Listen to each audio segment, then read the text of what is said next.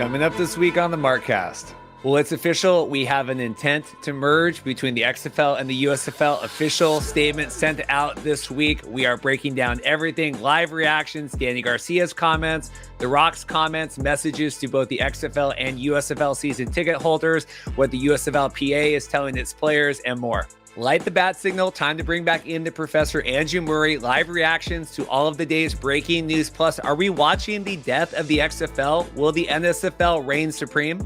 I appreciate spring football and what it brings. I really do. I love the sport to death, and I just want it to be a place where players, coaches, and people can have opportunities. I don't want people to lose jobs over this, and unfortunately, I feel like that's what's going to happen. And I want people to have their livelihoods to be able to be continued after all of this. I really do. So whatever this decision ends up being finalized, I hope it's for the betterment of the sport and for the people involved with it and the communities involved with it, and not it just be some desperate cash grab and it all, blows up in their faces at the end. I really hope so. Then tons of CFL stuff to talk through. Rod Smith, CFL on TSN, preview CFL Week 17. To wait this long to have a Grey Cup rematch and only one meeting this season between Winnipeg and Toronto, I just don't get it. This game should have been earlier, and it wouldn't have lost its appeal from the fact that the Argos have clinched and they're resting Chad Kelly. These things wouldn't be an issue if it happened earlier, maybe even the season opener. And that's something that even though they've done it, they've had Grey Cup rematches week one many times. I don't know why that wasn't the case this year. And then Andrew Peirson of America's CFL team, the BC Lions, stops by to preview a couple big weeks for the Lions coming up. We have a task, and we fell short last year. So that we're still hungry in the same sense that, like, we walked into the season saying, hey, we didn't accomplish the ultimate goal, so we just got to do a little bit more. So as much as people are saying all these guys are, whatever we were at, and we're going to be, fall off since Nathan or whatever the outside talk was, it really came down to it doesn't matter because we came up short last year, so we got to do a little bit more this year. Thanks as always. Like and subscribe.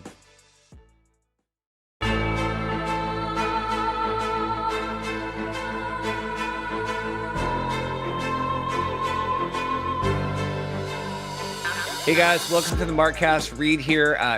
Was trying to sleep in today, get a couple more minutes of snooze. Had to take the dog to the vet. Literally jolted like cold sweat out of bed to the news, the official news today, the announcement from the XFL and the USFL both coming in. The intent to merge between the leagues.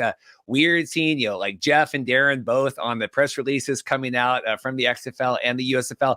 Lots of stuff to go through today. I was going to do a live episode, but like work commitments and everything, we have live reactions to everything as they came down. A great segment today with Andrew Murray, the Professor. Like I said, in the top, all of the angles covered. We've got the season ticket member kind of messaging to both fan bases. What is the USFL PA telling the players? What's The Rock saying? What's Dany saying? What is the USFL saying to its players, which is different than what the XFL is saying to its fan base? Everything, lots of different stuff, lots of different kind of live breaking news reactions as we kind of go through all of this stuff in real time. So hope you guys enjoy. Please like and subscribe for that. Busy time here. You kind of never know when stuff's going to come down. So subscribe. And, they always tell you to kind of turn on that bell notification. So if I post shorts or anything, but make sure you're tuned in for everything. And then lots of, like I said, CFL content. Really appreciate it. Great segment, I thought, with Rod Smith coming on. He's one of the voices for a lot of the CFL games. I think he has 2 this weekend. Busy guy. So really appreciate he's covered the league forever and followed it and used to host the panels and all that stuff. So really appreciate Rod. And then Matt, everyone over at the BC Lions, getting Andrew Peirson on. Really appreciate that. He's kind of one of the new standout for the BC Lions in terms of social media, doing a lot of segments for them. He's been on the show, I think, twice before, so I really appreciate that. Going to keep this short. Great segment with Andrew Murray. I thought it was the best one to date. About 45 minutes going through the National Spring Football League trademarks, going through the hub stuff, going through, like I said, kind of all the angles of everything from The Rock and Dany and everything else. So hope you guys enjoy. We'll see you at the end. Thanks. Well, Andy, I hadn't even had my coffee yet. I had to take Rosie, our dog, to the vet this morning, and I'm sitting there. I got a couple extra minutes here to sleep. Jolted me right out of bed, pulling up because I saw Mike's message first in the group here. It's official. We have intent to merge between the XFL and the USFL. How are you feeling? Well, now I'm not surprised, but if I was out of the loop, I certainly would be stirred from my slumber if I knew this was the first thing coming to me in my to my bed. Yeah, this is. I mean, the fact that we're actually getting an official statement does obviously solidify everything that came out last week, the Axios article, all of the reporting. But, I mean, it's still the fact that it's here. There's something that to be said that this is still momentous. This is. I don't know if I want to say it's unprecedented. I'm sure there's other leagues that have fused together in the past or have intended to fuse, but this is certainly something different altogether. Yeah, I'm really glad I have my typo here as well. That there it is, putting this out, got the press release. So just to set the stage here, Andy and I were on last week talking through when, obviously the reports and rumors came out. I really feel like I have everything here today for you guys. We have obviously the statement from the league, what the USFL sent out to their players, what the USFL has sent out to their season ticket holders, what the USFL Players Association has sent out to their players. So lots of things to go through. We're still going to go through the National Spring Football League of it all because we haven't gotten a chance to kind of ruminate on that yet. The news this week that the USFL filed for those trademarks, which I do believe signals the end of the XFL brand. And that's probably going to be the title of this week's episode, is the death of the XFL. And then we still need to talk about Neil Stratton and the hubs, what cities and all of that. But we'll get through all this. We're aiming for 45 minutes here. So hey guys, Future Reed here. Just a quick update. Wanted to make sure I included this before we get to the segment Andy and I recorded today, talking about all of the different messaging coming out from the XFL, from the USFL, from the USFL-PA, Dany Garcia, The Rock, all of that. Russ Brandon also sending out an email to XFL staff. Goes similarly along with the messaging that Jason Ganella sent out to, I know I got it, other XFL season ticket holders about, it's business as usual with the XFL, both on an operations and the football side. But wanted to include this, like I said, XFL president and CEO Russ Brandon writing out to the XFL staff. I'm writing to you with some important news.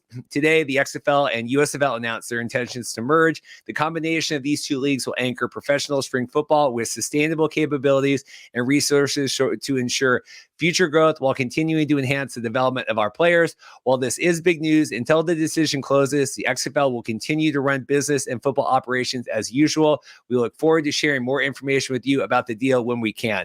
Today's news comes after months of productive discussions and, most importantly, mutual respect for the success both leagues have achieved. The combined ownership group shares the same vision for the future of spring football and is aligned in its mission to build a scalable platform that benefits players, fans, and partners for the long term. Although there is still more to come, here's what I can share with you today, and this is important. Russ Brandon writes, our ownership group is committed to seeing growth and success of spring football.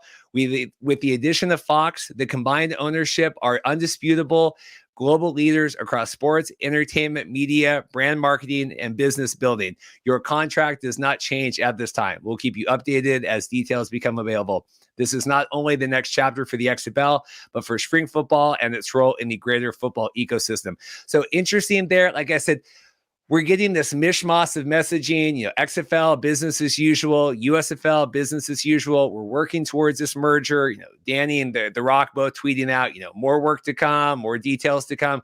Interesting. But like I said, contract status currently not changing for XFL employees. I thought it was interesting that they put the combined ownership groups, so presumably, Redbird and Fox are undisputably global leaders across sports, entertainment, media, brand marketing, and business building, and that they are obviously committed to seeing the growth and success of spring football. We'll be curious to see, how much crossover is there when we get kind of this merged, whatever amalgamation this is going to be of the XFL and the USFL. But thought it was interesting. Like I said, that was the email from Russ Brandon sent out to XFL staff today. We'll get into our discussion now with Andy Murray and I reacting to kind of all the other stuff. Hope you guys enjoy this segment. Thanks again.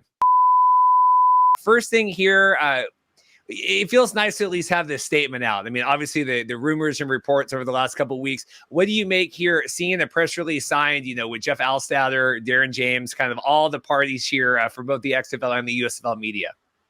Well, it signifies that their intentions are indeed legitimate and that they are trying to create a single entity football league with both of their assets being combined together. Now, again, as you mentioned, what does that entail as far as who's actually going to be in the league, as far as the branding, as far as the players, the coaches, the personnel, the player personnel, the marketing, the ownership. I mean, that's still a big question. We also saw recently there was a statement put out by Dany Garcia, which I'm sure you can get to later. Not a statement, but more of a tweet, I suppose. Of more to come. Which I think. I mean, I think Dany and The Rock are out. That is my understanding of all of this. I think that this was a Redbird decision to move on here, and we can get into that.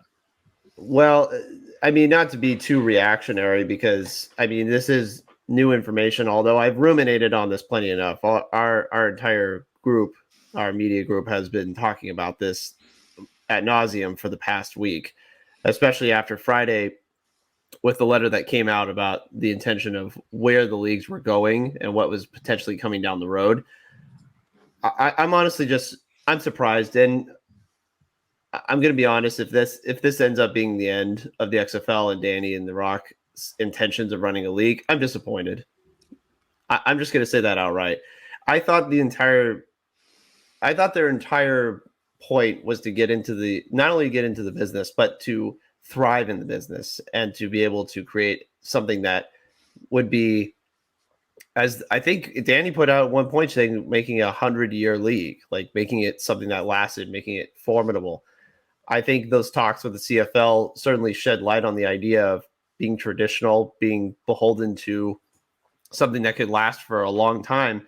And perhaps they bit off more than they could chew, and they realized that it wasn't going to end up being the case. Now, again, that's just speculation from what could possibly be announced, but there certainly seemed to be enough reading of the tea leaves to indicate that perhaps one or both of them are going to be moving on from this. And it's just a shame, because I think maybe there was just a realization of how difficult it is to run a league. We've talked about that. Mike's talked about that.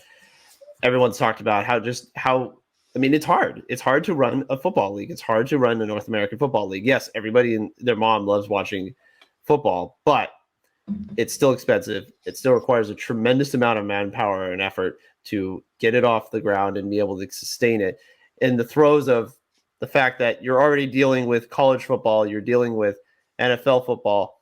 Hell, I know this sounds almost crazy, but like high school football is a tradition, right? Yep. Like you're dealing with tradition. You're dealing with like decades and decades and decades and familiarity with the sport. And the spring concept is a fly-by-night proposition for a lot of people. It's not something that's solidified. It's just an idea. It's a concept, but it's not something that's really fortified in the minds of a lot of people who watch football in this country. So they're fighting against history and they're fighting against trends.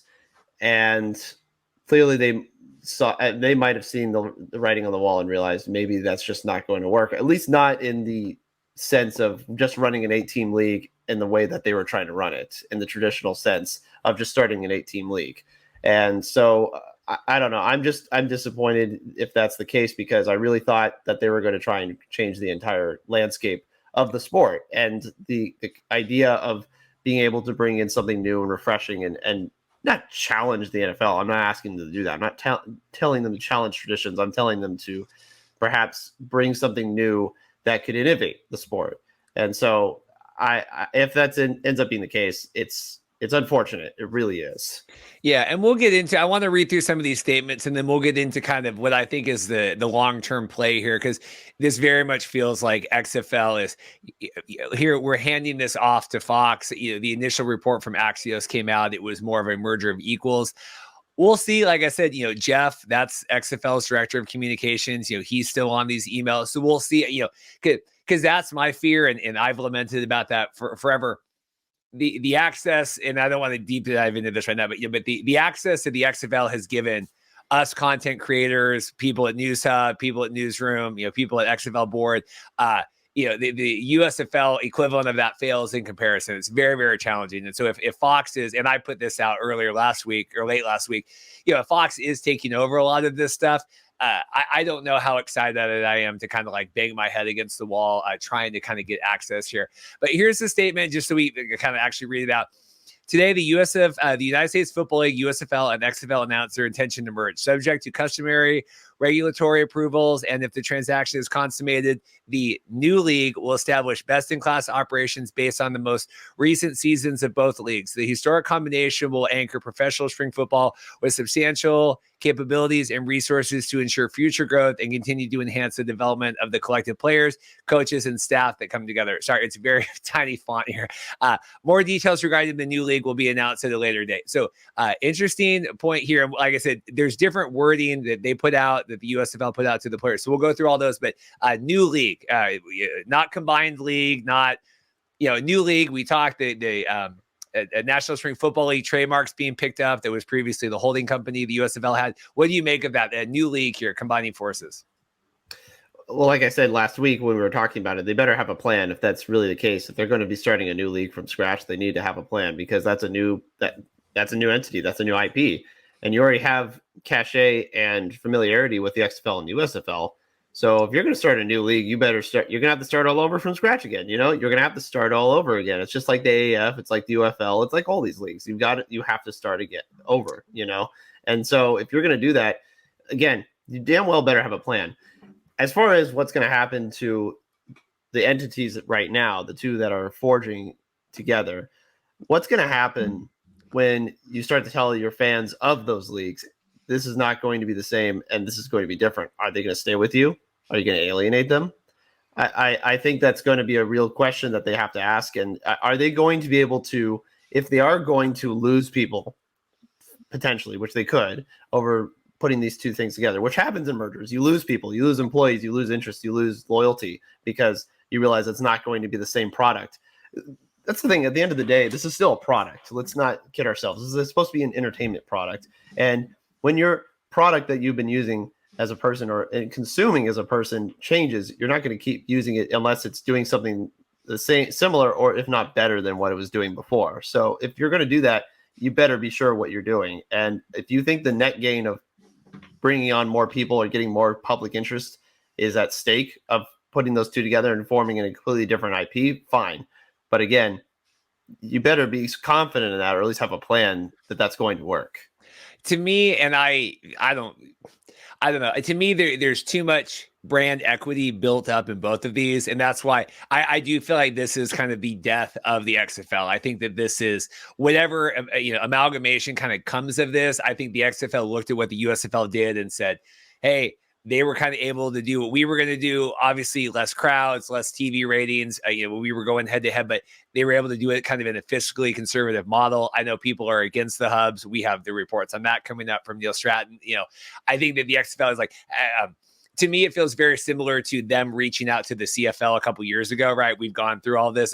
We're going to reach out to the USFL, kind of see if there's interest there. And to me, people are very unhappy about it, because you're going to find out. I was going back and forth with Scott, one of our listeners, and he goes, well, as long as Seattle, San Antonio, St. Louis, and DC are there, like, I think we're going to be in good shape. And I go, well, Neil is saying you're going to get one of those. Sounds like St. Louis might be a hub, but I don't think Seattle's going to be a hub. I think if the other reports are that they're looking in Arizona, I see that being a West Coast hub. Maybe you get Vegas in there, but I don't see a lot of people being super pleased with this. One note, just if you're curious how the leagues are handling this. So if I have the USFL one here, intent to merge, whatever, they've got all these impressions.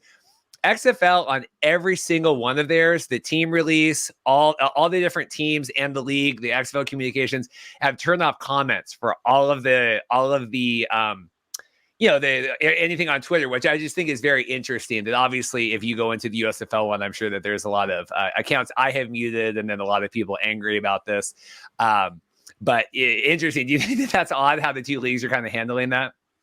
I do. I think it's just, again, it's putting your fans in the dark, and it's saying, well, okay, here's our plan, but you can't be part of this plan, or you can't say what you want. We don't want to hear what you have to say. We don't want to hear. We know better. We know better. Yeah, and I think, again, that's playing with fire. Be very careful about alienating the people who have spent money and put their resources into who you are.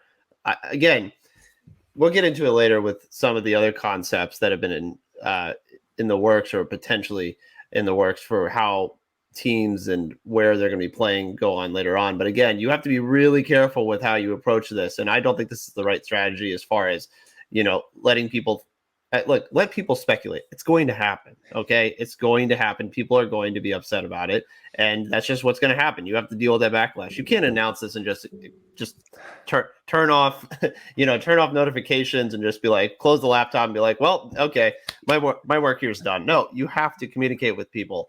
And if Dany wants to take that undertaking, that's up to her. The Rock wants to do it, which I don't think he's going to. He's got a billion other things on his plate. That's the thing. I think he's going to really just move on from this like nothing happened, in my opinion, because he's got bigger, in his mind, he probably has bigger and better things to take care of. Which he was just on McAfee last week. Exactly. And said the XFL had changed his life. That's what's so weird. He was, or was it 2 weeks ago before the Colorado game? It was before Colorado and Colorado State. He was just on there saying the XFL changed my life. Well, okay. I mean, maybe inconvenience for 9 months. I don't know. Reed, that was 14 days ago. It feels like an eternity. Yeah. So we have here, so Tom Pelissero put out, and this is interesting, because he's obviously the NFL Network insider. So this is the letter that went out from the USFL to its players. Today, the USFL XFL announced their intent to merge. A new league will establish best-in-class operations atop a foundation overbuilt by both the XFL and USFL recent seasons. So all that stuff. This is different. So now we are extremely proud of what we built over the past 2 seasons. We have shown that professional spring football can work. The professional spring model can work, and in many ways have done what many football businesses thought was impossible. They came to the first league to scale approximately 40 years to come back and play a second season. It happened because of you. Meanwhile, the XFL defined its own success this past season, cementing that the time is right to combine the XFL and USFL into a joint venture. As such, the USFL agreed to terms with the XFL's ownership group and recently submitted the necessary filings for post-merger. Regulatory process will go underway. If it does not come with any guaranteed outcomes. We remain focused and committed as ever to deliver a heightened level of excellence for the USFL's 3rd season. We realize this creates many questions. We'll continue to communicate all of that. We are excited about the future and hope to share more details regarding this new league at a later time. This to me says XFL called us. If this works out, otherwise we're moving ahead. That's how I read that. I read it as that way too. And also, again, when they say at a later date, now we have to speculate, well, is that going to be later this year or is that going to be next year? When is that going to happen? Are either of these leagues going to play? Here, look, what this also adds is confusion for your players as well, because I think from what we heard last week, there's a lot of people that were in the dark on this decision. It was mostly higher ups, the top echelon that really knew what was going on, and a lot of the other people below them had no idea what was happening. So even players and coaches were as much in the dark as we were. And now that it comes into question, who is going to play next year? Are we going to see both of these leagues playing next year in the spring? I don't know. And when is this merger officially going to be, announced? And again, I know it has to go through regulatory processes and it has to be government approved. And that's not a concern. I don't think. Right. I don't think it is either. I mean, capitalism rules this country. Like this is just going to get pushed through. No one in the government is concerned. The government's about to shut down. They're not concerned about two small time. The National Spring Football League. Yeah, the National Spring Football League is probably item number 937 on terms of like priority to be addressed in Congress. So, for me, like, it does bring into question what's going to happen next year. I mean, we're days away from the XFL draft. What happens with those players? Do they keep getting signed? Are they going to continue to be tossed around? Like, what are they being promised? I think I have to really legitimately question that if I'm a player. What is happening to one or either of these leagues, and how many teams are even playing next year? What's going on there? The assistant coaches that were let go from the XFL because they decided to just keep them on temporary payroll, that was announced. Obviously, we talked about that. I mean, there's a lot of questions as far as what's going to happen with either of these leagues next year, merger or not. Is it going to happen after the season? Is it going to be where both of these entities are going to be going into it? And also, as a fan, you have to question, should I be even bothering to put money down for deposits on season tickets or even thinking about going to games next year? Oh, my Seattle friends are out. My Seattle guys, they said, we're done. They said, we're not, we did this, because it's at this point now, it's like a fraction of a fraction of a fraction of, we had 2020, like every single one of, like you said, every single one of these, like it's just slicing off more of the sheet that you have here. Mm-hmm. It is. It's cutting. It's cutting before it's adding. And again, I don't know what it's adding, and I don't know when that's going to be added. So as a consumer, again, as I go back, as a consumer of the product, I have no idea what it's going to look like. And so for that, there's no really comfort in what's going to happen next. And that leads to insecurity as far as investing myself and investing my financial assets into whatever's going to happen. And so I don't understand why they think, if they think they're going to be able to just pull off two leagues playing separately and then merging down the road, I don't think that's going to work. In fact, I think it's going to be disastrous for some of these teams who are going to try, if they're going to even try to sell tickets to people. Why would people buy tickets into something? Look, this is what happened. I mean, this is what happens when a team is kind of almost on the doorstep of leaving a town. This happened in my Chargers in San Diego. People stopped going to games because they realized, look, the owner's just going to take this team away anyways. Why should I put my money in here? Like, I don't care. And why should they don't care about me? Why should I care about them? I'm not going to give them money. They're going to leave town anyways. That's probably how a lot of fans feel right now with what's going on in this transaction. Well, and I have Jason Gannella's tweet pulled up here. He's the main ticketing guy over at the XFL. More information, exciting times. Stay tuned. Tickets on sale.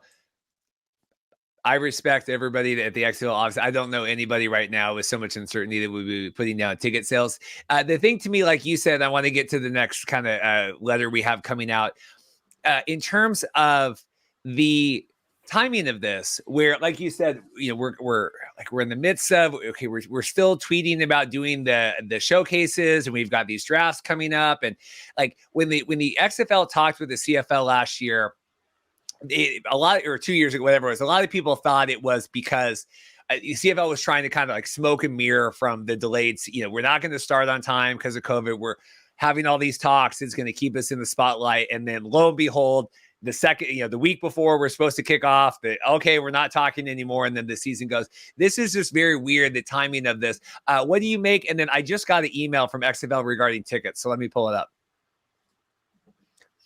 Do you want to go for it? And I'll pull it up. I mean, yeah, the timing on this is bizarre. It really is. I don't really get why you would go through these formal announcements while you're trying to sell tickets. Again, why don't you try to hold on? If I were them, I mean, I guess it's just sort of to quell the speculation. I have a feeling that when those articles came out, that's maybe a little bit premature or too early, or earlier than they may have wanted it to be announced. I'm sure they probably wanted to hold on to this for dear life before it even got out of the building, and maybe even just have people come to the games next year and then announce it. But here we are. I mean, I don't. Something tells me that this is not the way they probably intended it to happen. I don't think this is really not what they were planning. And I think it just, the cat got out of the bag and they realized, we have to say something. And this is going to cause a lot of questions, a lot of confusion amongst people who are, again, deciding to invest themselves into what's happening next. You have to start to alleviate people's concerns as far as, are your teams even going to be here after the next season? Are we going to be playing in hubs? Are we going to be having regular events as if nothing happened? There are no answers to that right now. And that's why the details I'm very curious about. Everyone is, obviously, but what kinds of details are going to come out? We've heard a lot of speculation. We've heard a lot of notes from different reporters, from Mike, from a lot of people. And so it doesn't really lead to any security as far as where we're going next. And I don't know. It just feels very unplanned and fluid right now. So it was almost like we're live right now. I mean, this is really, we were just talking about Jason Gannella, season tickets, all that stuff. So, and then I have the one that the USFL sent out as well. So this was sent to me literally right now. I just pasted it in the doc. Good morning or afternoon. Love it. I'm right with you with some important news. Today, we are announcing that the XFL and the USFL announced their intentions. We announced that the USFL and the XFL have announced their intentions to merge. I like that. We're announcing the announcement. The combination of these two leagues will enable professional spring football with sustainable capabilities, resource to ensure future growth while continuing to enhance the development of our players. While this is big news, until the deal closes, the XFL will continue to run business and football operations as usual. We look forward to sharing more information about the deal when we can. Most importantly, your money, season tickets are safe. As we continue to discuss and finalize the deals about what the combined leagues look like, we will uphold and honor any decision you make regarding season tickets. We thank you, our loyal fans. We're incredibly excited for the future. Reach out. What do you make about that? Because I'm going to tweet that out real quick. For lack of a better word, that sounds incredibly ominous. Yeah. I'm just going to say this because First of all, the first thing that stands out obviously is the bolded lettering saying, most importantly, your money and season tickets are safe. Okay. Again, what did I just talk about? Yes, you can provide a platform for people to have space for them to spend their money. Key is there any willingness for people to spend their money if they think that that's not going to be in place going forward? It doesn't matter about next season. I'm talking about seasons to come. People are not just investing themselves for 1 year and then for this thing to go away. It's not how people do this. People invest themselves because they think there's something that could come from it down the road. So as far as that goes, that doesn't really answer any concerns. Second, as far as the future of the league goes, I mean, as we just mentioned at the top, I mean, the league could be anything. It doesn't mean, and it says our league. I get that, but I think that doesn't really guarantee that it's going to even be around like in a calendar year. Like again, the entity and the name could be dropped. Like it to me, it almost feels like the XFL is becoming a passed off child. First it was to give a very strange analogy, Vince McMahon like birthed the child, right? It's like, this is my baby. This is what I have. It went under some sort of metamorphosis between 2001 and 2020, right? And it became something that we thought could really become special and potentially really, really viable in the space. And then, bankruptcy happens, COVID happens, and then like all of a sudden it's like, okay, well now what's going to happen to the child? And then, the two new parents, like Dany and Dwayne, come around and say, hey, we'll adopt it. We got financial stability. We'll adopt the child. We'll take care of it. And then they go through a year or 2 or 3 of having the child. Then they realize, no, actually, this is really expensive and troublesome. Maybe we should just put it up for adoption again. Now I feel like it's being sold off to an adoption home, and it's being told to change its name. Like, that's how I feel about this league right now. And that's how I feel about reading this email. Yeah, I mean, at least they put in here, right? They'll continue to run business and football operations as usual. So here's the one, and apologize for this. Was Brett shared this? Brett runs the XFL and USFL fans group on Facebook. They've rebranded it now to the National Football League with all the trademark stuff. This was a screenshot from him, so I apologize for like just kind of the jankiness of this. USFL season ticket members. So he got this today. Our loyal fan bases are the cornerstone of our success. And as a season ticket member, your support of the USFL is appreciated. Following today's historic announcement, we are reaching out to share with you what we know at this time. Recently, you placed a deposit for season 3 tickets. You likely have some questions about how today's announcement might impact your investment. There are several details still to be finalized, and it is uncertain that the merge will be finalized. Interesting. If the merger is finalized, your deposit for season tickets will remain valid for the inaugural season of the new league. Should a refund need to be issued, you will receive communication directly from your season ticket representative. If the merger does not close, we intend to proceed with season 3 of the USFL, and your deposit will remain valid. Either way, we will continue to provide you the same quality game day experience you have come to expect from the USFL. Your season ticket member representative will connect with you with more information. The future is bright for spring football. We appreciate your ongoing support. So what do you make of that? That's completely different wording.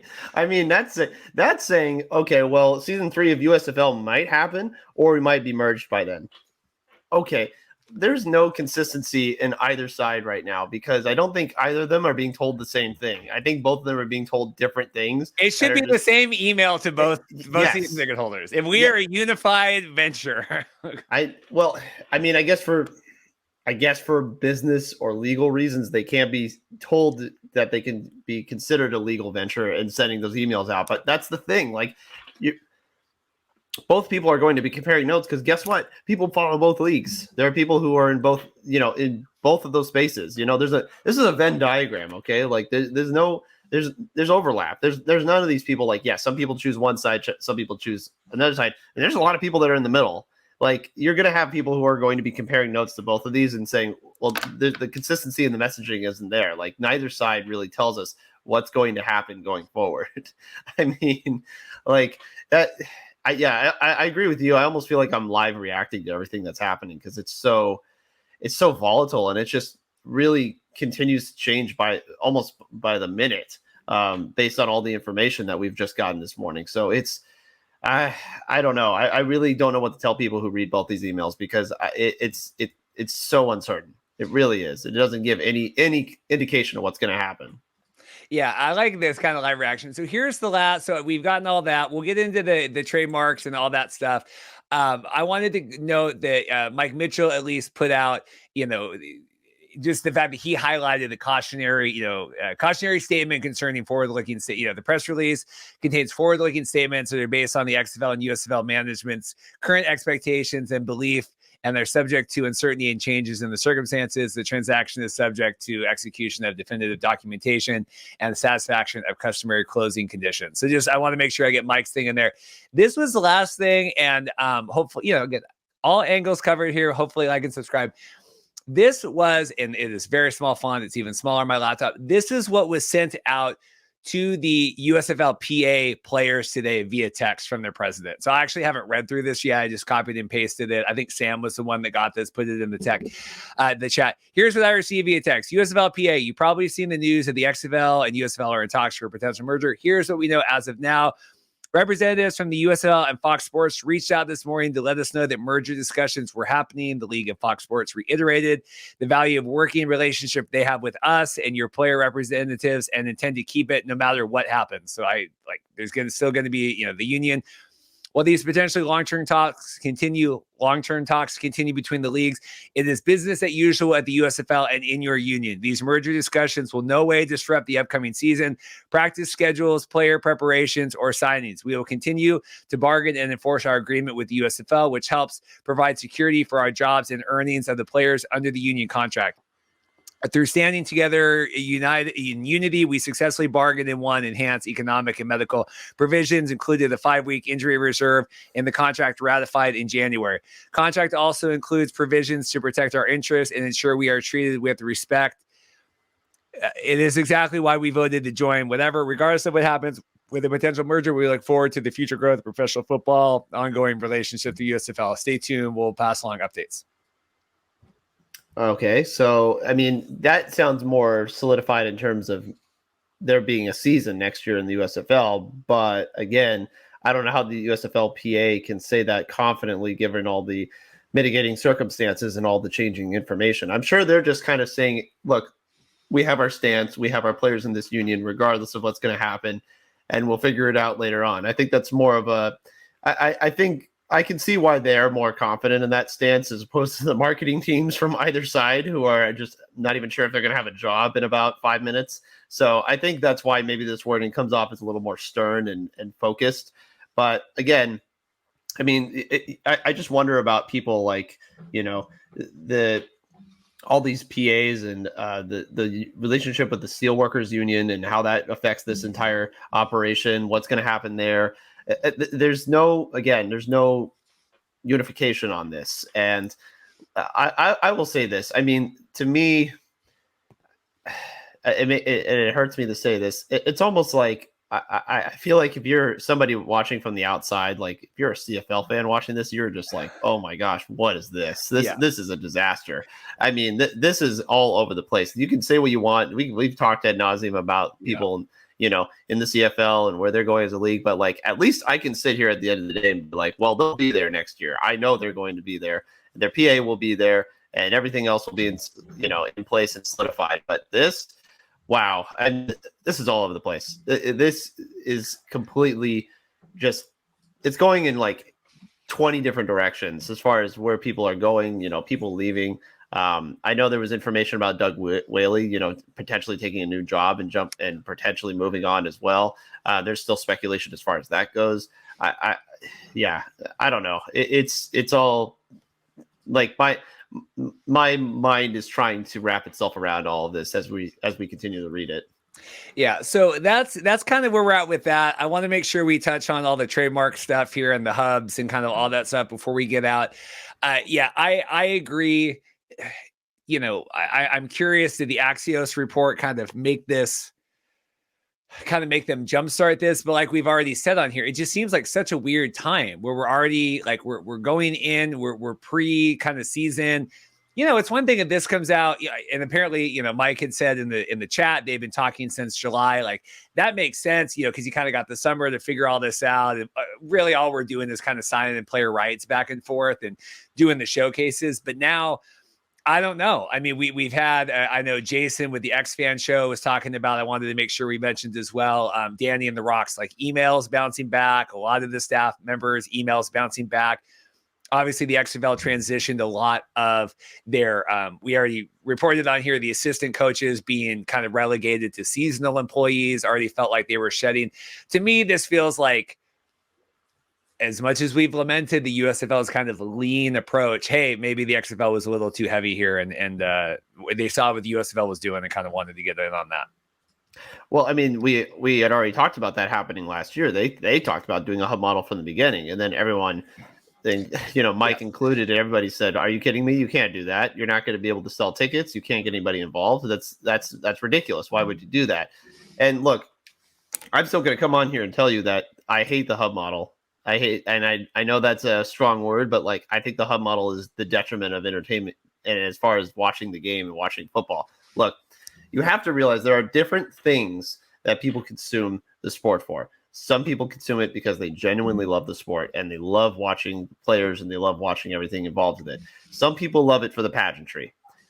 You can pop your collar and guffaw at it all you want, but there are people who really like to watch it just for the drama of it, right? I mean, look, there were people watching the Kansas City Chiefs browbeat the Chicago Bears last week. You think it was because of the game? No, some people just wanted to watch it because they wanted a shot of Taylor Swift. Okay, like that's how some people are involved. You just have to get used to that. There has to be entertainment value in what is going on the product in front of you. Look, the spring league, the spring league was an idea from Brian Woods that created the idea of player development. Do a lot of people care about player development? No, but I care about player development. People like Evan, who's going to have a job in player personnel, he cares about player development. Of course he does. That's like his baby, and it's something that he really is impassioned by a lot. And I'm not saying there aren't people who are like that, but the thing is, if you're going to be a viable entity as far as selling your product, again, you have to get people involved who actually want to engage in the product. And having people in the stands is a huge part of it. I'm sorry, it just is. You have to get over this whole thing of like, well, we'll just have teams and people will latch on. No, you have to be involved, and you have to have people in the communities be involved. You have to have people who are actually engaged with it in a local aspect too. You cannot just put a team on TV in front of an empty stadium and expect people to latch on. It's not how it works. It just isn't. And I wish this lesson was learned from both of these sides. Well, and let's go through that then, and then we'll do the trademark at the end. And I will say, just thinking through what you've gone through or what you've said here, I mean, we had Corey tweet out last week, we were talking about him during the live stream, the Orlando season ticket the season ticket rep there. I couldn't imagine if I was someone with the XFL. I know we have Haley that's a friend, does the Sea Dragon stuff. Like, just to think like that you dove into this so headstrong for a year, trying to really make this be a viable opportunity, and then to have the plug pulled this quickly, right? If we do kind of go the hub model, very disconcerting.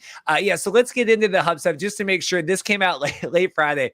And it was funny because I got the email. I'm on Neil Stratton. He was with the Inside the League, and like I buy this information, and again, this is fluid. Something that was true yesterday might not be true today. It doesn't mean it was false. But Neil, they're the ones that like run all the Zoom calls with all the agents talking about like the showcases and stuff. So Neil, works with Russ, works with Doug, works with kind of everybody there. He was saying, and like I tweeted this out, and no one really did anything for about 20 minutes. I was like, am I reading this right? And then the world exploded here. It got like 150,000. It went pretty crazy, but that he's hearing, because obviously we had Mike on, and it was 10 teams. He's hearing 12 teams, each league contributing 6. I would imagine like Vegas would be gone from the XFL, potentially Orlando or Seattle. USFL coaches' respective statuses seem less certain than those in the XFL due to the way the contracts were written. It's been a 1-year deal. Our sense is that the new league will have a slightly more XFL feel to it. They've heard that they will play in 6 hubs rather than in the team's home cities. The latest information was Detroit, Canton, St. Louis, and then they're looking at Arizona and Louisville. I've done shorts about this. We've talked about this. Anything else from that? 6 and 6, more of an XFL feel, but still in a hub. I don't see how that works. I don't either. And again, I don't know why teams are being punished by being taken away from fan bases. And again, we just talked about alienating fan bases and telling people and not making it certain that their teams are even going to be back after next season or even next season at all. Now you're telling them, well, we're going to go into a hub model and we're going to take them out of your home stadium. Why would they follow you? Why would the DC fans follow you? I wouldn't. I mean, that's negligible. I don't like it at all. Why can't they just both practice in one hub during the week and then go fly out to their stadiums? Is that impossible? I know there's a lot of logistics to that, but look, the Arlington hub was what it was, and people practiced out of it and they trained of it. Was it a little weird and awkward? Yes, but it worked, you know? Same with Birmingham. Go back to Birmingham and practice in there. I know Protective Stadium isn't like the best thing, although people have been talking about Protective Stadium and attracting people. I don't think it's the stadium itself. I think it's the surrounding area. And I've been saying that over and over. And all the Southerners and all the Birminghamites can come after me. I don't care. But like you and me both went there and realized that infrastructurally, at least at the time, was not working as far as getting people around the stadium. So look, deal with that as you can. But the point is, I think you still have to find a way to have these people train together. And if you want to save money, that's fine in the hubs. But having 6 different hubs just is not going to cut it. You're not going to have these teams trying to play, you know, in front of these empty stadiums. Like DC the DC team playing in front of the Battlehawks crowd, but not playing against the Battlehawks. No one's going to watch that. No one's going to go to that, and that's a waste of space. Well, and it's tearing it away again now. I mean, it's like, so not only it's one thing, and I hate the USFL model, but it's one thing. Okay, here's the hubs. We're working towards getting them in their stadiums, right? So, okay, Detroit, okay, we got it this year. We're working on, you know, Canton, but to rip it away again, I don't. And I get it. Like, it fiscally might all make sense. I know Connor Folk put out a tweet last week, one of the quote tweets when I put this out, like, you know, he says, I get it. Like, I get the hub model. I get everything about it. I get why it works. I get why executives think that it works. But from a fan experience, and like you said, from a TV experience, it just doesn't. And I just don't know how you can ask fans to kind of like, I mean, I'm already put out the door just doing this whole venture, let alone if I'm just Bill from Seattle and I like the Sea Dragons. Oh my God, I got him back again. And I never thought in bankruptcy. And then you're going to take him away again. Like, I just don't. Like, how's Van going to feel about this? I mean, I don't want to go do a big diatribe, but like, you know, Van, the super fan, Dragon Man, like, I don't know. Yeah, you're taking away, you're subtracting, and you have no way of adding. And also, I don't know how you can promise people that they're going to come back, no, right? You can't. Like, you can't. No. You can't. And that's disillusion. And I don't think you can have that with fans. You can't do that. That's disrespectful. It just is. It really is. And I don't think it's fair for people to expect to continue to support a team that's not playing in their own territory. Like, look, I know I've been banging the table and I've talked about it a million times about wanting a San Diego team, but if a San Diego team's not playing here, that takes away from it. It takes away from the building and the sense of community, and it's not going to be able to actually add to my enjoyment of having a team. And I know, look, I support a team in Los Angeles. Well, they were at least in my city. I grew up with them. I have a connection to them. That's different. You know, that's a very different proposition. And the NFL is just a different beast when it comes to that. Okay. At least I know they're going to have people supporting them, you know, but you know, the thing is with this, you can't guarantee that because you're still a new thing. You're a new idea to a lot of people. You're a new concept, and you can't just tear this away from people and expect them to continue to follow you. It's just not viable. That's the thing, that the tone deafness from the executives who are trying to expect people just to latch on because, oh, look, we gave you football. Here's the football. You want the football? Go watch the football. We call it the Louisiana, you know, Cornhuskers. Like, okay, or Louisville, whatever. Like, here you go. Like, it's your team. It's your team. You know, again, like, if The Rock wanted to have a league, if The Rock and Dany Garcia wanted to have a league, and they call it the Terramana Zoa. The RFL, you know, the Rock Football League. Rock Football League. I don't care. Whatever. Start a league and play, but you've got to play in the cities. Okay, we have to continue this. I'm banging this drum as hard as I can because there's just a disconnect between people who are actually engaged in the product and the people who are trying to save money. You want to save money, I get it, but you're going to have to put something in before people are going to give up. Look, I'm going to use this just a quick analogy one more time. Look, I'm a San Diego sports guy I am going to be. I don't care. I support all San Diego sports. The San Diego Padres failed this year to make the playoffs because they basically didn't, for one reason or another, just had a lot of turmoil in the clubhouse and their chemistry. But you know who continued to show up day in, day out, and sold out tons of games? The fans. The fans came because at least at the end of the day, they looked at their owner, Peter Sedler, and said, you know what? He's investing in this team and he's trying to make this right. And this isn't going right on the field.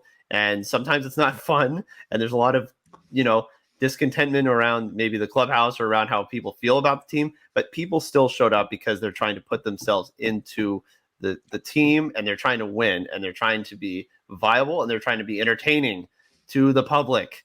I don't understand why that disconnect is there with these people who are trying to run these leagues. I really don't. And you have to realize that you have to put something in if you expect people to give you something. We'll get out of here real quick. I know Andy's got a timeout. I'll always laugh when the USFL started and they're Fox owned, right? And they said, well, we're gonna be airing spots and doing things like, because how do you make whoever care? And they go, oh well, we'll have the Houston Fox station talk about the gamblers or whatever. Like, I worked at the Fox station in Seattle. Like, if we do this, and they like the Seattle Sea Dragons are playing in Arizona or whatever, I can tell you, I know the people in the Seattle, like in the Q13 news, like sports department, they are not doing segments on this. They're not. Like, I know Aaron Levine. I shot many stand-ups with him. Like, he will not care about this. Like, it doesn't work that way. You have to have an incentive for these stations and people to want to cover it. Last thing, we talked about this last week. The report's out. Hey, USFL, they own the National Street Football trademark. So this came out. Mike can do this if I'm saying that right. I tweeted out, time's a flat circle here. Here we are. So I feel like that's what the league's going to be called. If it was me, I would just call it the USFL. I would absorb. I'm serious. Like, you say whatever you want about Reed and being the XFL homer. I'd keep the USFL. I wouldn't bother with all this. Maybe they're just doing this for for like tidying up purposes. What do you make them actually filing the trademarks? Like I said, they better know what they're doing and marketing that to people and expecting them to know what it is. And also, do you think it's too familiar to the NFL logo or the NFL brand? Because it's one letter away. There's going to be something said by the league offices about, hey, there's too much familiarity in the branding here. I don't like this. And I know they can make a different logo and all that, but that's one letter away from the biggest football league in the world. So you got to be careful about that. I agree with you. Choose one or the other. Become the XFL or become the USFL, but don't try to make one and just expect that people to latch on. Again, you're going to alienate people by doing this. It's just going to happen. Your loyalists are going to be gone. If you think you can bring in enough casual people to make it happen, fine. But, you're going to lose people over this. It's just going to happen because it's a completely new territory and it's a new idea. It's a new brand. Like, FCF people are different from TSL people, from USFL people, from XFL, CFL. They're all different leagues, and there's just people who are in all of them. Do I enjoy all of them in different ways or forms? Yes, but at the end of the day, there are people who follow specific leagues because there are just people who put their stakes in the ground for certain entities, and this is one of the cases where you're going to lose people from both sides, even though you're trying to just smash them all in the same room and be like, here, you guys go, this is going to work. At least if, we have some breaking news on here. We're going to pull up here in just a second. At least, and we're going to get you out of here. At least if the USFL kept the name, okay, we're going to absorb whatever. At least then you can point to like this one, right? Like they won the battle, if you want to call it that. Like the USFL, they survived. Their business model works. We're absorbing some of the XFL. This feels murky to me. Like I said, you battled lawyers for 2 years trying to get these trademarks and pissed off Steve Earhart. And I loved covering all that stuff, but we went through a lot of stuff like to let it all go and to let the XFL brand go. Last thing here, The Rock tweeted, we've lamented, we talked Dany's tweet earlier, more work to be done, owner XFL. Final thoughts here. We'll get you out. More work to be done, as in where he's going to be vacationing after this is all said and done. Because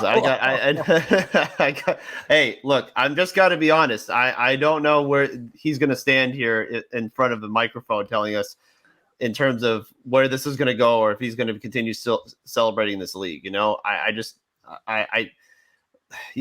the other thing. Like, I didn't know who Dany Garcia was before the XFL was bought. I'm just going to be honest. I didn't follow her story as much as I did. I wish I had before, but now I have much more.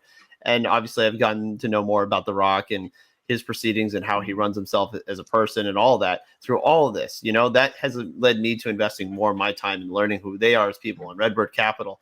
And now it just seems like it just feels like the ship is sailing. It really doesn't feel like there's going to be a continuation of their services moving forward. I mean, it says more work to be done, but work done by you or by other people? Like, that's what I want to know, because this is so uncertain, and I don't know if this is going to include one or both or anybody involved with the XFL management going forward. So I don't know. It's walking into a dark room. Well, I think that's a good place to end it. We'll get Andy out. He's got to get to work. I appreciate it. As always, we'll have Rod Smith coming up here talking CFL, and then we have a good chat with Andrew Peirson as well. America's CFL team, the BC Lions. Andy, anything else from you? I thought that was a great way to kind of wind it down. It was so fluid. It felt like we were debating live. It really did. So props to you for creating the atmosphere during that whole time. But yeah, I don't know. I don't know where I stand on all this. I'm going to take time to process all this information because this is a lot. And I just want to say I appreciate spring football and what it brings. I really do. I love this sport to death. And I just want it to be a place where players, coaches, and people can have opportunities. I don't want people to lose jobs over this. And unfortunately, I feel like that's what's going to happen. And I want people to have their livelihoods to be able to be continued after all of this. I really do. So whatever this decision ends up being finalized, I hope it's for the betterment of the sport and for the people involved with it and the communities involved with it, and not it just be some desperate cash grab and it all, blows up in their faces at the end. I really hope so. Yeah, we'll see. I mean, I kind of tweeted last week, depending on how all this goes, I don't know how invested I am in a weekly, format about hub football, kind of whatever. And that has nothing to do even with me like, oh, Seattle doesn't have a team. Like, I really don't care. I have to believe in the concept. And I at least felt like the USFL was trying to get somewhere, right, where the XFL was. But we'll see. To me, this has never felt like 2020, any of this. And I know it's obviously different being in like the media side of it now, but it doesn't have that same joy. So we'll see. I'm having fun writing through all this stuff. Like, this is at least exciting to me that people are talking about it and I'm getting called to do shows and everything, but like, we'll see. But make sure you're subscribed. Andy, I appreciate it. I thought this was a good segment today. So thank you. Well, here we are. We had this guest on last year, I think similar time frame. I'm glad you could come back on. We have Rod Smith here, CFL on TSN. We don't have the shiny twins at the door today, so we're safe. Rod was checking out my Twitter. Strange happenings here in West Seattle, but yes, we're alive. Yeah, good to talk to you again, Reed, and glad to know you're okay. Because there was kind of a likeness there on Twitter. I was wondering if there was Halloween was coming early. There you go. Well, Rod, we're here. Week 17. I got a lot of questions for it because it's kind of a weird week as Toronto and everything else. Just 30,000 feet view here. How are you looking at the season so far? Well, I mean, it always is interesting points to me. I mean, even though there are really three teams that have been a lot more dominant than the rest of the league, being the Argos, Winnipeg, and the BC Lions. I'm most curious to see how things go at the top of the West Division because Winnipeg's being challenged. I mean, they had, they've lost two of their last three games. I mean, you could frame it that way. And in between, one of them was probably the most dominant victory of the season in the Banjo Bowl and the rematch against Saskatchewan. So, but Winnipeg there's still a really good team, and you could still argue the best team. That all has to be played out. But they're 10-4. BC's 10-4. They each are at home with winnable games, and then they face each other to decide the season series next week. So that's the most compelling thing.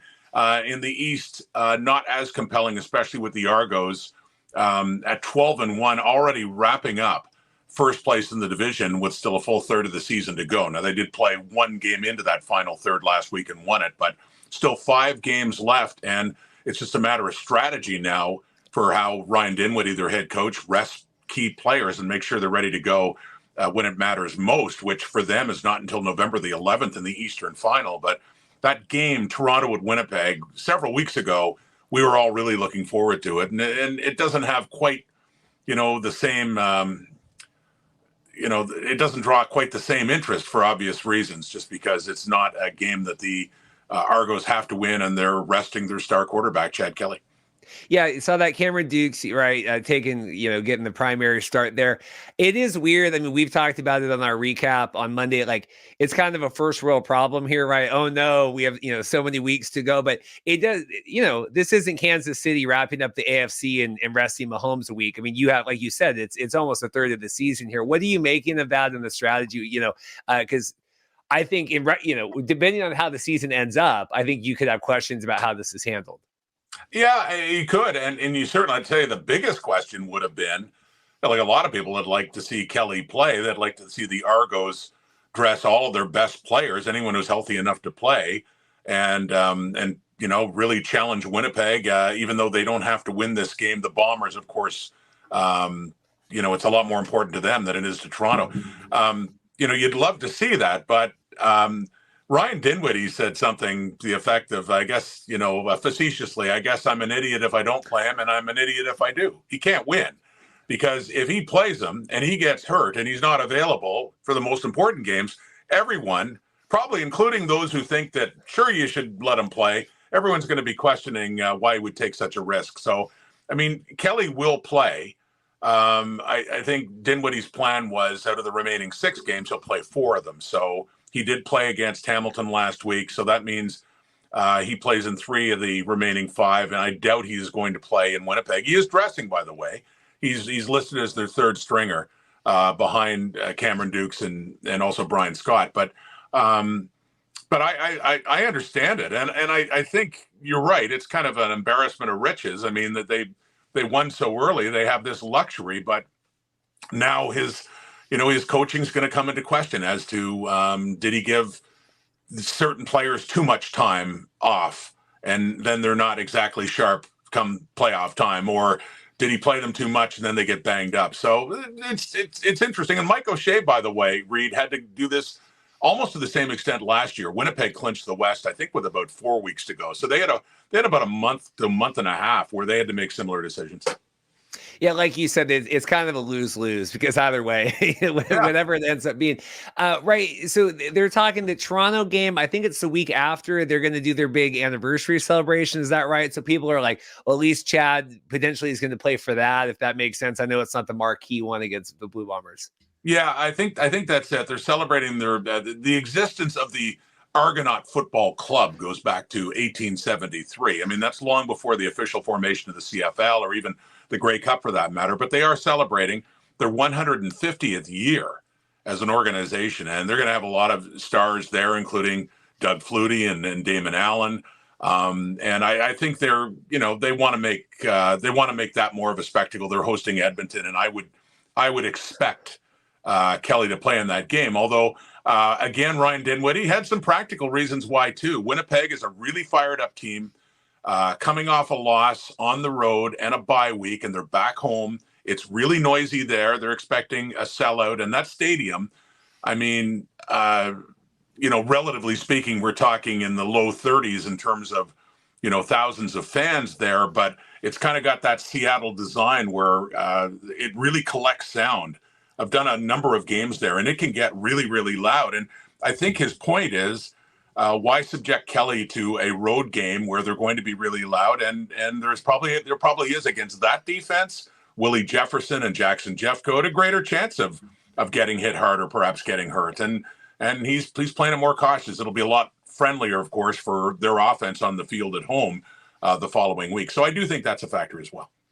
Yeah, I saw a friend of the show, Cody Fajardo, there a couple weeks back, really, really struggling. I mean, I could not imagine, and we've gone back and forth of like, like if the BC Lions, if they get the home field advantage for the playoffs, and like, I think it's kind of a neutral at that point. I think like Winnipeg going into BC, I don't think the Lions playing in Winnipeg to me is a very different beast, and it's probably the biggest home field advantage, in my opinion, in the CFL. I mean, you could debate that with Saskatchewan as well. I was going to say it would be between the two, and just the way that things are going better for the Bombers right now, the fans have reason to be louder compared to the way things have been going for the Rough Riders. So, but that would be either or. I mean, I've heard Mosaic Stadium can get really loud as well. They're passionate fans. You follow the CFL for a while, and I mean, they have that reputation too. But that's an interesting point, and they are for the Bombers and the Lions, and they meet for the final time in the regular season next week at BC Place, and that looms. I think even regardless of what happens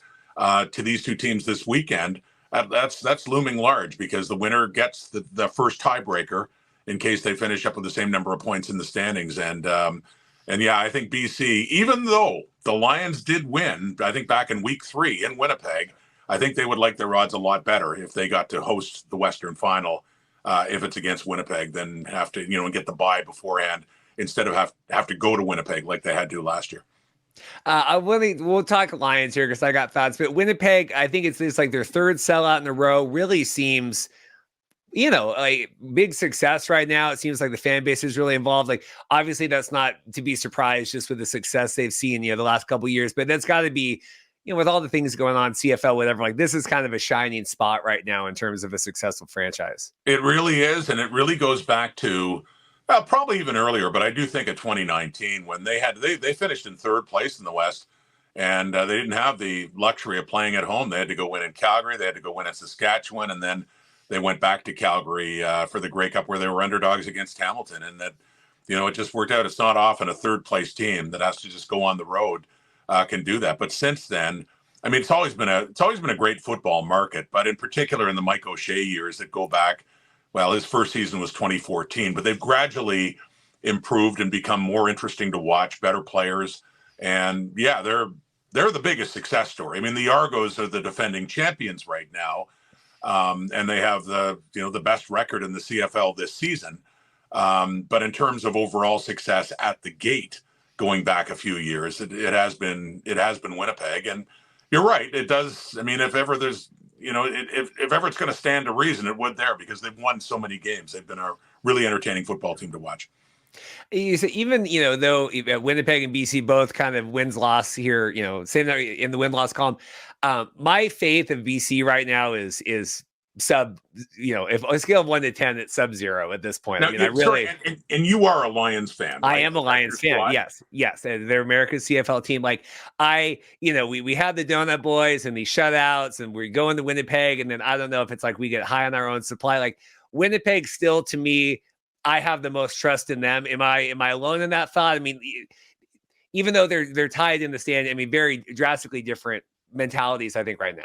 Well, I think rightfully so, and that's no disrespect to the Lions to say advantage Winnipeg. I think people should see it that way until the Lions win the game that they have to win the most, and that would be, the playoff game. In this case, we're talking about a rematch in the Western Final, whether it's in Vancouver or in Winnipeg. But I would expect the Lions to feel that way until they've each beaten the other once. Now, it gets more interesting if the Lions win next week and say they took 2 of 3, that maybe they should be considered the favorites, and fair enough. But as it stands right now, with both teams at 10-4, the Bombers in the West are still the team to beat in my mind. Yeah, I don't know. BC has just had the weirdest season, came out really strong, and then just some of these super winnable games they've dropped. And even last week, I'm like, I could see them going in and Edmonton cleaning their clock. I mean, I was following along and then watching everything after the fact. Like, to me, I don't know if they show up to these big games, and not even that was a big game, but God forbid here next week at BC Place. I'm trying to get up there. I got to talk with the wife about it, but like I'm very scared for that game. Well, it's interesting. I was in Vancouver for the one, I guess about a month ago, against Hamilton, which surprised me, because they were, by their own admission, they were kind of flat in that one, and good for the Ticats that took advantage of it, because they were big underdogs in that game.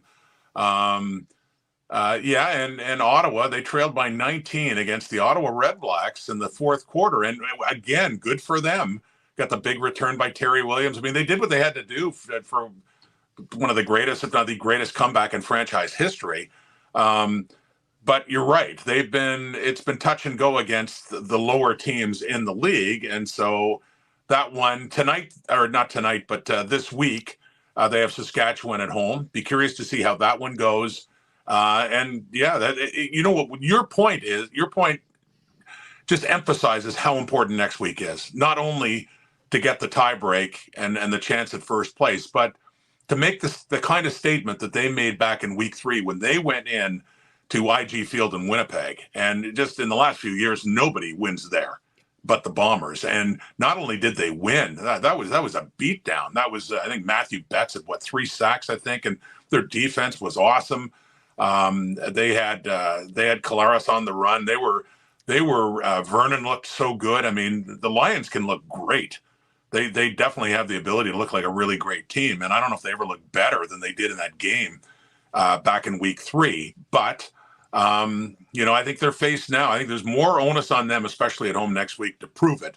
If they want to be considered better than Winnipeg, they have to prove it next week. Yeah, we're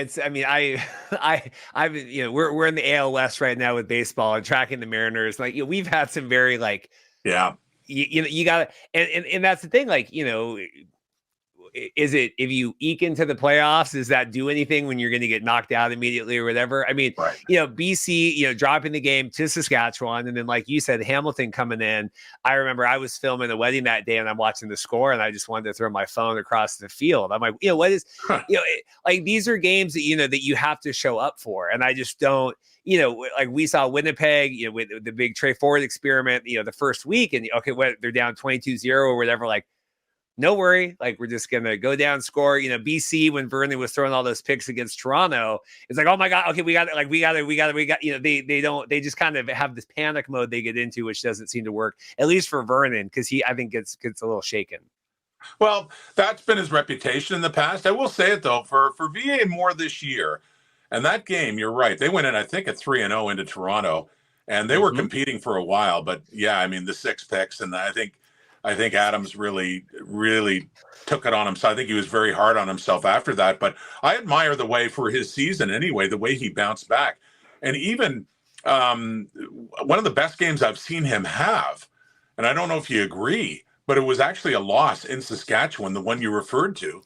And he threw for like 450, and he looked great. Some of the throws he made in the fourth quarter were just outstanding. So I think he's, from one game to the next, and even within a game after throwing a pick, I think he is certainly better than he used to be in his Montreal days at shaking it off and getting back on track. And I'll be curious to see, because it's going to matter more next week's game that I talked about, and then they get in the playoffs, and if they have to win like a game before getting to the West Final, I mean, that's going to be the truest test of where not only Vernon Adams, all the BC Lions are going to be. Vernon hasn't been a problem at all. I mean, he's been, even in their losses, like you said, I mean, he's throwing for great numbers. And I think for the most part, it's been, protecting the ball. He did not kind of that manic that it's been in the past. I can't figure out what the deal is in the defense. Right. Like you said, there's something they give up these big drives. Winnipeg comes out, okay, 60 yards. Okay, we score. Like, you're already down before you've even started. Yeah, you're right. And I've seen that in the Lions. And really, I think you could make a case that, like, every team in the league has shown a trace of that, like, can't figure out who they are, except for Toronto. The Argos have one loss. It was after Chad Kelly got hurt and Cameron Dukes came on. And a couple of things happened, too. There was a punt fumble near the end zone at the final play of the first half. I mean, it was really the perfect storm. And credit to the Stampeders. They ended up being the only team that beat them. And when they played later, even though they lost to them in Toronto, they were they racked up a lot of offense against the Argos, had more success against that defense than most teams have. But that said, the Argos have been, even after clinching, still look dominant against a Hamilton team that was coming off a win over Winnipeg and had that win over the Lions in Vancouver. And then you see Hamilton come out completely flat against Toronto. Sometimes I can't figure the Ticats out or the Rough Riders. It's harder to figure out Calgary this year after so many winning years, and Winnipeg just destroying, Saskatchewan in that Banjo Bowl game, that rematch from Labor Day, and then going and losing in Hamilton, which I don't think, for the second straight year, which it's so. Even the Bombers, as great as they are, have had a few of those games where they're tougher to figure. And BC has it, but I don't think the Lions are alone in that department. Well, that's the thing. I mean, you're talking even in terms of, Calgary. I wanted to get your thoughts on that in terms of, because that's going to be the other game you're on this weekend. Yeah. Save for the Elks, in like a month ago, it's like, Chris Jones, we need to fire him, burn everything down. We played Trey Ford, and now it's okay. This is, they at least have hope maybe for next year, whatever, had they have started trade forward, Calgary, I think would look even worse. Obviously Calgary looks bad right now. What do you make going into Hamilton here? Cause feels like Calgary, I don't know what Calgary does next year. I really don't know. If ever they had a head coach that deserves the benefit of the doubt, it is Dave Dickenson. We were talking about this earlier today, me and my colleagues, that Dickinson's time in the CFL, which began in the late 90s, I want to say as a player, I think he was a third stringer behind Doug Flutie and Jeff Garcia. Or he was at least a backup he was a backup to Jeff Garcia and Henry Burris, but he was probably great quarterback lineage coming out of Calgary. And he had winning seasons then, became a starter, winning seasons there, went to the NFL. He was with the Chargers for a while, came back with the BC Lions, won a Grey Cup there, becomes a coach. And just as Calgary is really in the John Huffnagel years getting really good again.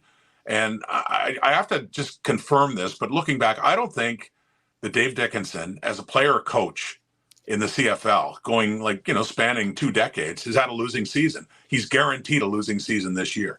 His first year as coach and GM, and I don't know, I'm not suggesting the added responsibility has anything to do with it. They've had a lot of injuries. I mean, goodness knows every team has had to battle a lot of injuries. Calgary certainly had their fair share, but this is just uncharted waters. I mean, following the Stampeders for a year, I think 2004 might have been the last time that they had a losing season, but it's been a long time, and it's crazy to look at the standings and see that their chances of making the playoffs are looking really slim now. Well, and especially, I mean, here we've seen, like Crum kind of come in, have some flashes, right? Taylor Powell kind of come in, get some like Jake Mayer was supposed to be kind of the promised one coming in here. Okay, he's had a couple years, and he had those flashes starting for Bo. Was it 2 seasons ago? And then, okay, now we're found. It just, I don't know. We just can't figure out. Is it a Mayer thing? Is it a play calling thing? Is it a mixture? Like, what's going on? I think he's part of it. I think he has struggled with his consistency this year, and yet again, he's another one. I mentioned Vernon. 2 of the best games I saw him play were both losses. One was in overtime at home against Ottawa, and another one was the second game they had against the Argos, where I think he was over 400 yards passing. And he's such a good deep ball passer, but but turnovers were really costly against the Alouettes this past weekend. And I don't know. He has certainly shown enough moments that suggest he could be a star quarterback in the CFL, but consistently not enough of them, certainly in 2023. And I wouldn't hang the record all on him, but I mean, as he's a quarterback in a quarterback driven league, I mean, he certainly, he has to take his fair share of accountability for it, I'm sure. They're going to be facing Hamilton. Weird season, like you said. Hamilton shows up, gets knocks down Winnipeg, kind of the same they did last year, which I was talking with Derek Taylor about. Like, weird that literally the exact same thing happened with Hamilton and Winnipeg last year. Them going into the bye and don't sleep on this game or whatever. But Hamilton basically guaranteed kind of to at least be in that playoff picture. Alouettes kind of slumping here. What do you make of Hamilton this week and then kind of overall in the East? Well, I mean, definitely the way things are going for Calgary right now, advantage Hamilton being at home, but you do kind of wonder again, I'm sure Orlando Steinauer wonders too, which Ticats team is going to show up, because with the exception of they just not played Toronto well at all. They haven't really been close to winning any of those games against the Argos. They got swept 4 of them, but against every other team, they had been looking better, starting with that win against BC in the second half of the season. So I do wonder which one is going to show up, but they certainly showed flashes that they could be a threat to those better teams. But Montreal is the one that they're chasing right now. And if the season ended now, they'd have a playoff game just like last year in Montreal. And the Alouettes have played them twice, both in Hamilton, and they beat them both times. So they've already won the season series. They meet one more time in Montreal. But that ultimately is going to be, what the Ticats are going to need to do. They're going to have to prove that they can beat the Alouettes before they can even think about playing Toronto again. But I mean, being at home against a struggling Stampeder team, I certainly would think that they're favorites going into this one. Is Montreal, are they a good team? I know there was a lot of question marks going into the season, right? And kind of reworking everything there, and Cody and kind of it's like the new look Saskatchewan team in Montreal kind of a little bit. But, it seemed like they were hot. Cody got hurt, came back. I mean, here they are, they're 500 right now. Like, I just can't get my head around it. Yeah, I look back at the what the Alouettes have done. And I think the stat, I think they're 7-0 against teams, with losing records. And I think they're 0-7 against, if you do let's see, they lost to the Argos 3 times. They lost to the Lions twice, and they lost to Winnipeg twice. So there's your 7. So 0-7 against the top 3. So, I mean, that's a pretty telling stat. I mean, even look at Hamilton. Hamilton hasn't beaten Montreal, but they've beaten 2 teams that Montreal hadn't beaten in 4 tries. So, it really that's another. They're enigmatic. I mean, I think they've gotten better defensively by adding Darnell Sankey. I think that's a great add. But I still do wonder about them. I mean, the jury's out on them. Not so much against Hamilton, but if they make it to the Eastern Final, I mean, they've got to. That's a big hill to climb. The games in Montreal against the Argos have been very, very close, but the games in Toronto, the one they played was not. So. That's going to be the thing. I mean, in the East, it's pretty clear. I mean, for whoever does make it, and at this stage, Ottawa's still hanging by a thread. But at this stage, it's Montreal or Hamilton got to figure out a way to beat the Argos. But Alouettes, yeah, I mean, the 7-0 and 0-7 stat, it's pretty self-explanatory to where they fit. Yeah, we'll round out here. It just does feel like whatever happens, they're kind of running into this buzzsaw in terms of, it was Winnipeg and it still is. I mean, like I said, BC, it's a little bit more intrigue there, but it really does feel like someone tweeted the other day. It was like, Argos, Winnipeg, like huge gap, BC, huge gap, like everyone else. Like it does feel like that bottom 6. I guess my last question I was going to ask before, and I forgot we were talking to Argos. I saw Naylor this week talking, the league's broken because, Toronto, clinching all that stuff, wanting to do a divisionless. So do you have any thoughts about that? Yeah. I mean, you'll find on most things with me, if we ever went down that road about, whether we were talking about XFL, merger, Canadian rules, size of the field, number of downs, everything else. And then I'll even include 2 divisions. I'm old school. I'm old guard, and you're probably not going to change my mind on it. And I understand the argument to 1 division for cases like this, but I was, born and raised into just the tradition of Eastern Canada and Western Canada, and the champions of each division would face each other in the Grey Cup. And I love that model, even though there are some years where it looks really flawed if you get a time where all the dominant teams are in 1 division. But I mean, his point being, it's not so much, usually that argument comes up because all the good teams in the West and there's no good teams in the East. In this case, the best team is just clinched so early that there'd be a lot more to play for in terms of playoff positioning if they still hadn't clinched yet. So, I mean, I get the reasoning behind the argument, but I'm still a traditionalist and probably always will be, unless this just keeps going on for years and years. But it has to be a problem for a number of years beforehand, before I'd consider ever going to 1 division or wanting to go to 1 division. But Reed, I was just going to say, a flaw that's very, very correctable is in the scheduling. And I don't know logistically what the schedule makers have to go through, especially in an unbalanced league in 9 teams. And at BMO Field in Toronto, the scheduling is always more of a nightmare, I think, than other cities. But to wait this long to have a Grey Cup rematch and only 1 meeting this season between Winnipeg and Toronto, I just don't get it. This game should have been earlier, and it wouldn't have lost its appeal from the fact that the Argos have clinched and they're resting Chad Kelly. These things wouldn't be an issue if it happened earlier, maybe even the season opener. And that's something that even though they've done it, they've had Grey Cup rematches week 1 many, many times. I don't know why that wasn't the case this year. Well, we couldn't even get the Grey Cup champions in week 1, so let's not go crazy right, here. They didn't even play. So.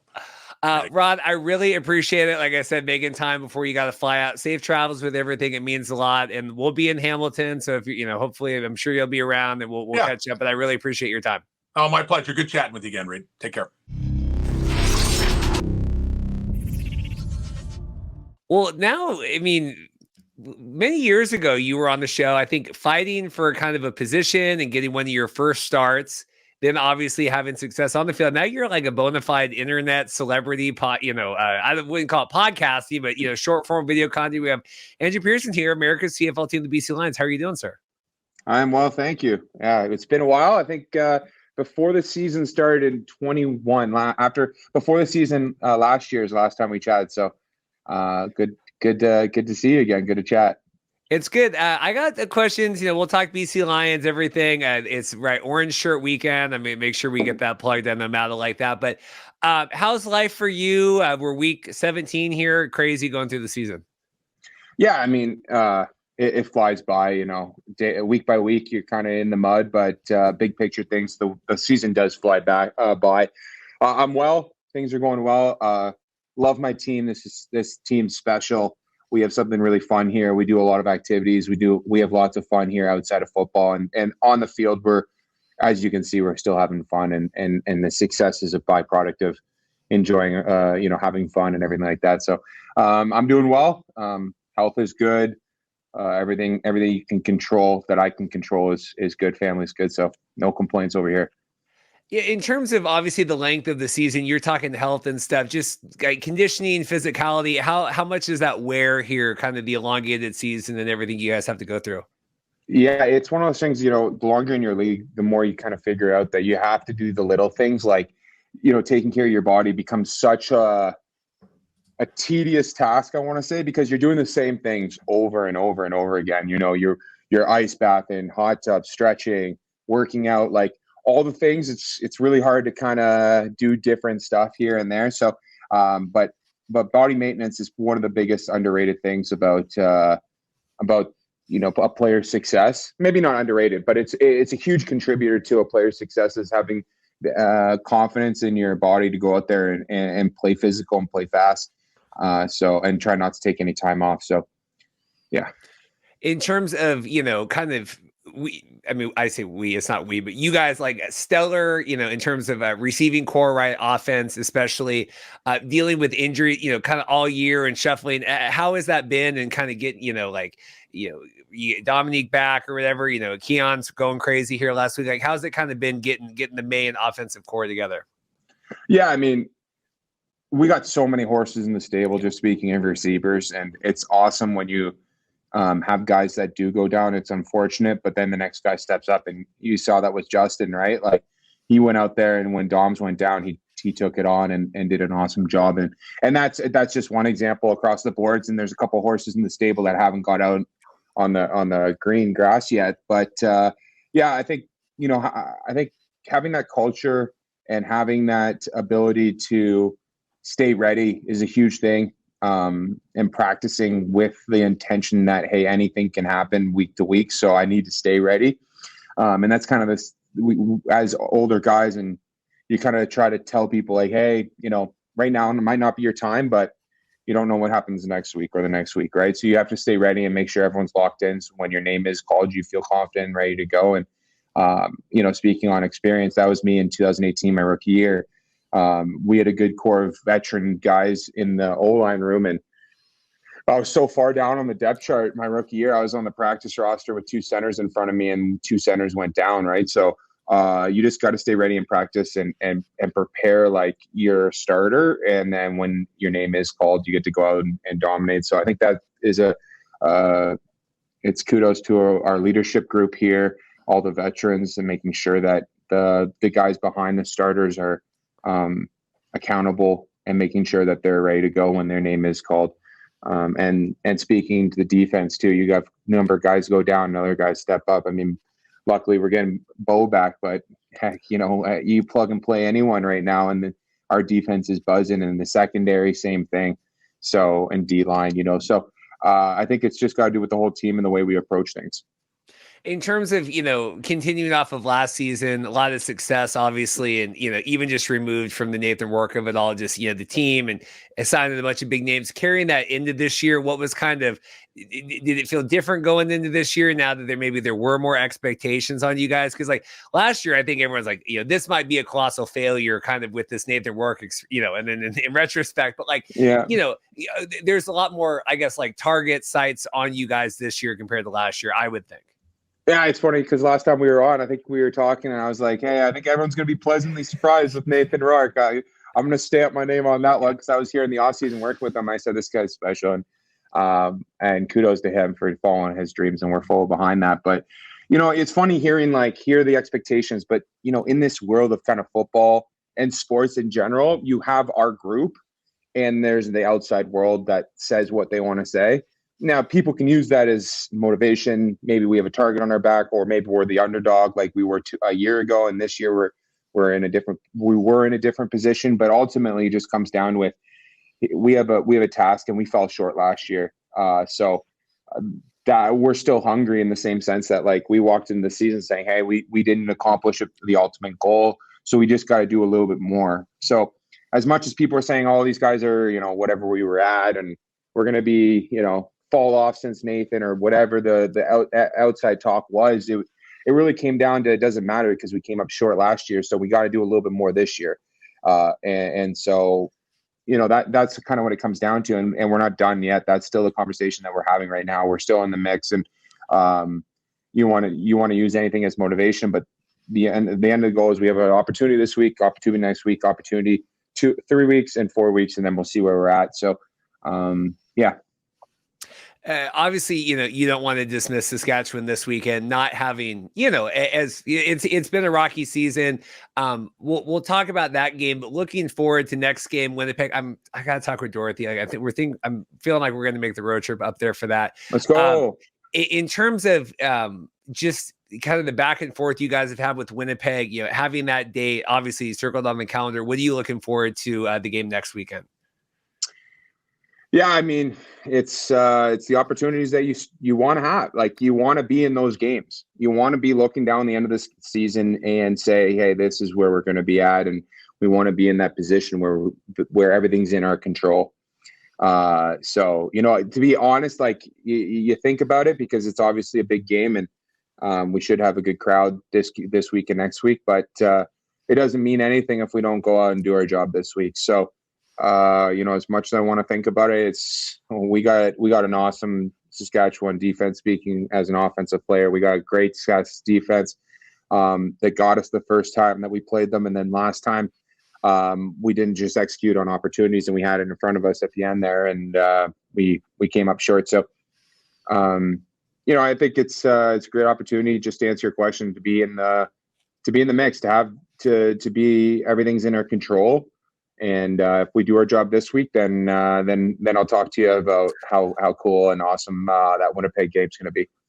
Yeah, in terms of, it's been, I think there's been high highs and maybe some lower lows this season, right? We like total annihilation, some, Winnipeg the first time, and Edmonton and all that stuff. And then obviously, we got the Hamilton game, the Saskatchewan game. Like, how does, coaching, how do they talk to you guys? Like, what is the message after the game, and how does the team kind of internalize? Because there has been a couple games this year where you're like, man, like maybe we really let that get away from us.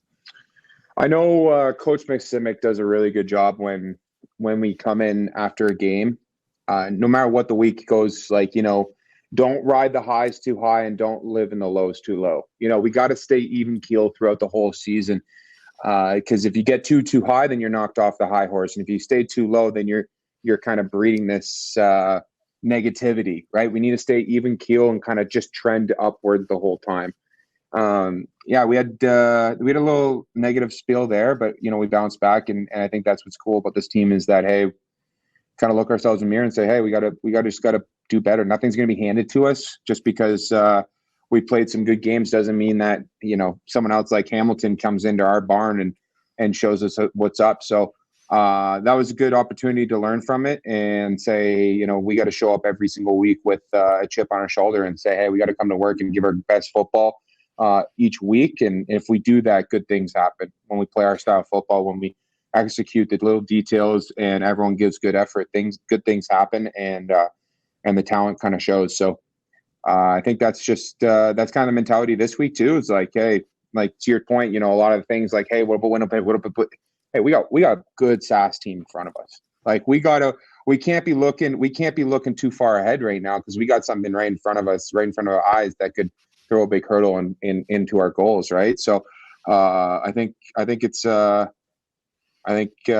ability to bounce back from the negatives of this season and turn it around and make some good games, and like that Ottawa game, we got knocked down, and I think Keon Hatcher said in one of our meetings, he just said, like, hey guys, like no one was pointing fingers that game. No one was saying like, hey, come on, it was, hey, we just got to do our job and good things going to happen. And the ball started going. Special teams, defense made big stops. We made on offense, we started scoring, right? So I think there's a lot of character to this team, and I'm looking forward to this final stretch here. Yeah, in terms of SAS coming in, anything specific from them kind of you're expecting or looking forward to? Physical. I'm expecting a physical game. They have a really good defensive box, D-line and linebackers. So from a run perspective, we really got to be on our details and establish physical play, and let Smoke be the athlete that he is, and be the great football player that he is. And some, they're going to throw some wrinkles at us like they always do. And they let the good thing that their defense does is they kind of let them be athletes. They're not kind of robots. They're kind of like free flowing and twisting and doing different stuff. So that kind of poses a little bit of a difficulty to being an offensive lineman when there is this kind of free flowing athleticism that they let them do. So we just got to make sure that we show up and give VA a little bit of time and create some holes for Smoke, Smoke. That's our nickname for him. and good things are going to happen. Lastly here, it was cool seeing at least, I think BC has always kind of been more on the forefront of kind of doing a lot of the social media stuff and the videos. And obviously we know, Matt and Nick and Ottawa's done the behind the R and the arrow up and kind of all that stuff. So pleasantly surprised that earlier this year, seeing your beautiful face show up on, behind the helmet, kind of all that stuff. Talk about, I get, you had told me before we recorded, right? Like, hey, I've had this idea for a while, but, not every team needs to be receptive to doing things like that, right? And not everyone, like you have lots of people have lots of ideas, right? But being able to kind of see that through and have the opportunity and kind of let the organization, I guess, kind of help you, be kind of one of the faces of the franchise for what does that mean? And kind of talk through that. Well, one, I'm extremely grateful and privileged that they allow me to be myself and to kind of do these things and be fun and get out there and show my face at different community events or media or anything like that. So I'm extremely grateful and privileged that I get this opportunity. Ultimately, what it came down to is that we have so many great characters in our locker room. And David Mackey and I we kind of brainstormed an idea of how can we kind of showcase some of these characters in the way that we get to see them. And kind of a lighthearted way. So we took some motivation from Between Two Ferns. Barstool does one, Sunday Conversations. Like we kind of just picked and chose how we kind of wanted to script this. And it came down to picking the players. We tried to pick some players that fans, we knew that we knew what kind of person they were. So kind of taking them out of the normal kind of interview question kind of like situations where even I fall guilty into that, where you're just given the same kind of crisp answers and allow them to kind of open up. And we ask some ridiculous questions that kind of get cut and to loosen them up. And then we kind of go right into it and allow them to kind of showcase what kind of people we have in our team. There's a couple more we were talking before. There's a couple more coming out here that are some of my favorites. So be on the lookout for those. But I'm grateful that it's we were kind of worried what the reception, like what people are going to think about it. But I know in our locker room, it's hilarious. Even like 2 days ago, I had Alex Hollins ask me like, "Hey, when can I get on that?" And I'm like, "Oh, he'd be hilarious." So the best part is they just don't know when it's coming. So because we just tell them that it's a TSN interview, and they walk in, and then they see David and I in a shirt and shorts and asking awkward questions. But yeah, it's pretty cool that we get the opportunity to here's my idea, can we do it? And then they got back to me saying, yeah. And I said, just a heads up, we're gonna ask some questions that you probably won't clear the final cut, but that's on you guys. But you mentioned it too. Kudos to Nick and Liam and Steven and our whole marketing department on all the awesome work they do. I mean, every week it seems like they one-up each other, and it's great for the team.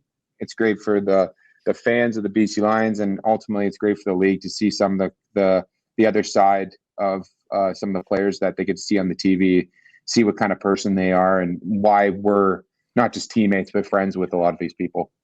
Well, and to me, it's like this is always the thing that the CFL like needs to lean into, right? We are this. I think so too. Yeah, community driven, fan driven, yep. All of this stuff, and so especially for the teams, I do a lot of these player interviews, and you get you can tell the guys I got my 5-6 minutes of sound bites that I say, and and some people are there. I get it, and some guys like doing it, not, but especially where you guys obviously have the familiarity there too. I just think it's helpful. So no, I think it's great. And just anything like that to, it's free content. Doesn't, you guys are in the building anyway. We're doing this, Nick's doing whatever. So I like it. I think it's good. And obviously wanted to give kudos for that. And like for you where, it's maybe not the first person you would think of like, well, we're going to have Brendan Adams do something. We're going to have Andrew. Like, I just think it's cool to put a spotlight on maybe guys that wouldn't necessarily get that spotlight and giving you those opportunities as well.